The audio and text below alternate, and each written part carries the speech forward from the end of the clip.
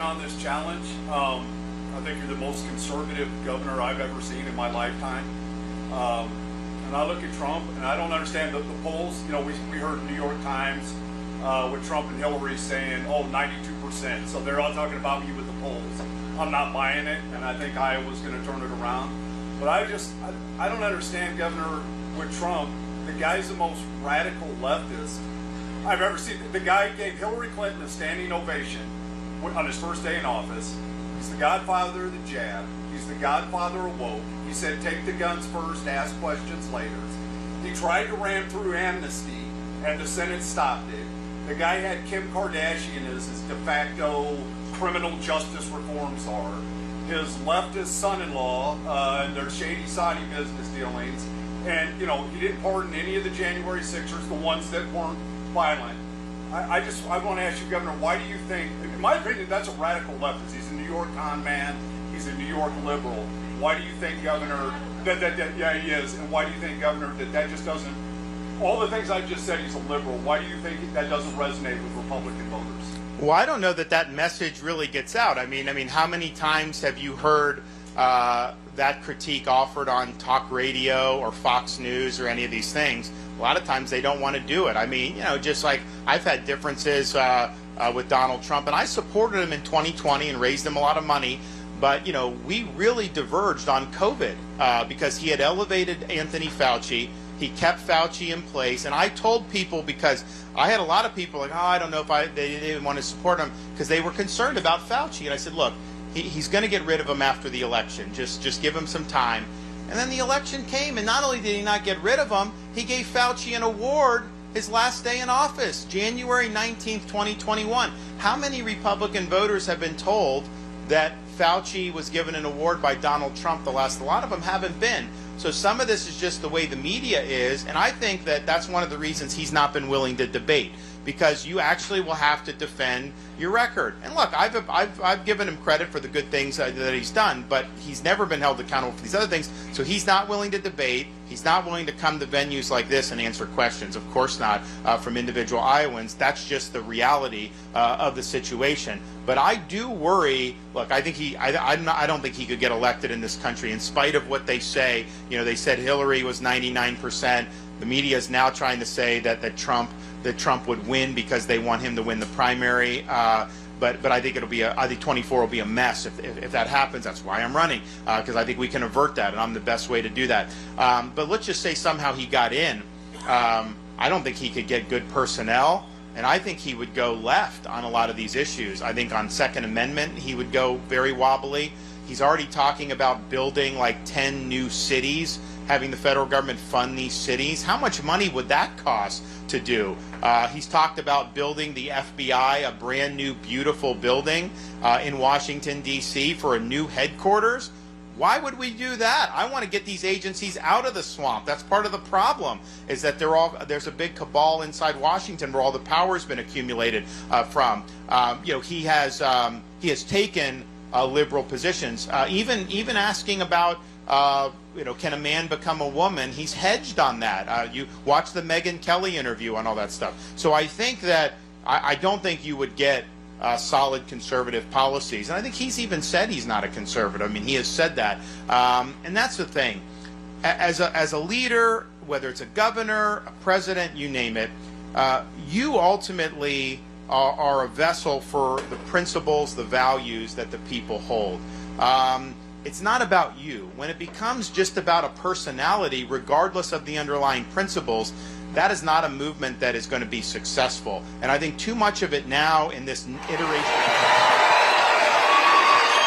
Well, thank you very much. The publication said Trump still has really high approval ratings with the Republican voter base, is defeating Ron DeSantis in poll after poll by a lot.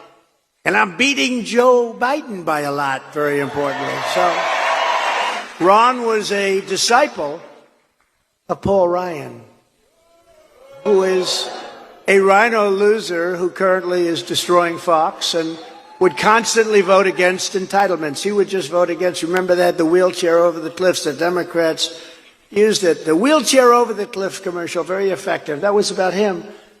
But Paul Ryan's a big reason that Mitt Romney, I'm not a big fan of Mitt Romney, lost his election.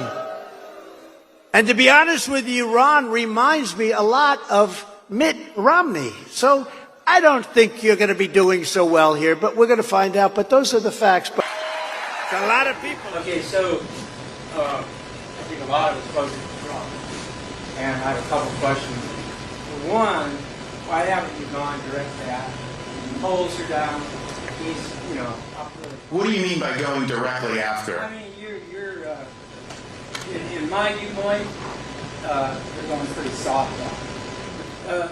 But what do you think? So, because I've articulated all the differences time and time again on the campaign trail. I know. I think that there's just a narrative I think the narrative is this. I think what the media wants is they want Republican candidates to just kind of like smear him personally and kind of do that. That's just not how I roll. I'm not going there. Okay, good. But look at the last vote. Trump and Biden, basically, they were equal, right? If Trump had kept his mouth shut for the 4 years that he was president, he would have won in a landslide. Is that true? Look, Let me finish. he's been his own worst enemy. There's no question about that. And when you call somebody a lady, Cardi Figurina, what, horse face, right? And you call John McCain not a hero, right? I mean, those are talking points I would use. I mean, the guy has no class in a lot of different ways, okay? And so he lost, no matter if there was corruption in his voting or not. The man lost because of, he lost the women's vote. How many military did he lose by making that comment about John McCain?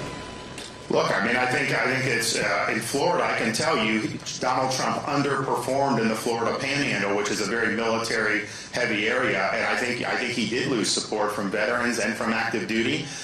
We should be running up the score with veterans and active duty against a woke Democratic Party. So I've actually made observations and have said. I don't think Donald Trump ultimately can win an election. I know Fox News is going to say, oh, he's winning this poll, he's winning this poll. These polls are garbage. A year before Ronald Reagan ran against Jimmy Carter, they were putting out polls saying Carter was winning by 24 points. Okay, Ronald Reagan won a huge landslide the following year. There are just going to be so many voters that are activated to come out and vote against him that it's not even related to policy, it's related to other things. And we've seen it on the ballot how many times now, 2018, 2020, 21, 22, most recently in 23, and the whole election will end up being a referendum on his behavior, all the lawfare. He's going to hold his Democrats, just like you're going to hold your Republicans. He's going to hold that bait. Well, what I'm saying is Iowans have an opportunity to say, okay, what's the best way to turn the country around? Obviously, you need to win the election, right? I mean, to have Biden again, and I'm not even convinced it's going to be Biden. One of the reasons I debated Newsom is because I think they may want to put Newsom in. Maybe not after that debate, they may not want to put him in, but who knows? So I think that they're going to do whatever they need to do, but I think that it's interesting. There's been more money spent, $40 million spent attacking me than has been spent attacking Biden and Trump combined so far in this election cycle. What does that tell you? I mean, if the Democrats were scared to run against Trump, they'd be pouring money into that. People view me as the threat. That's why they're doing all these. I think these are dumb commercials. I don't think people believe it, but they're putting all this stuff out there to do that. So I'm the guy that's going to be able to beat the Democrats, yes, at the ballot box like we did in Florida. And I would point out, I mean, when I was running for re-election, I mean, the media would put out polls saying somehow the race was tied, or that I was up 1 or 2, even some that were down, and we won by 20 points. So this whole idea of saying this poll, that poll, it's nonsense. We need somebody that's going to be able to obviously galvanize Republicans and then win the people that disapprove of Biden's policies. My fear with Trump is there's people that disapprove of Biden, but they also disapprove of Trump, so they wouldn't do it. So I think that that's important. But then the most important thing is once you get in there, are you actually going to deliver what we need to do to fix the country? Because it's one thing to say, okay, we have a Republican in, but if they're not actually solving these problems, and I have said with Trump, he's running on the same issues that he ran on in 2016 and didn't deliver on. Border wall with Mexico paying for it, deporting illegal aliens, draining the swamp, holding people, politicians accountable, like he said Hillary. All these things were promised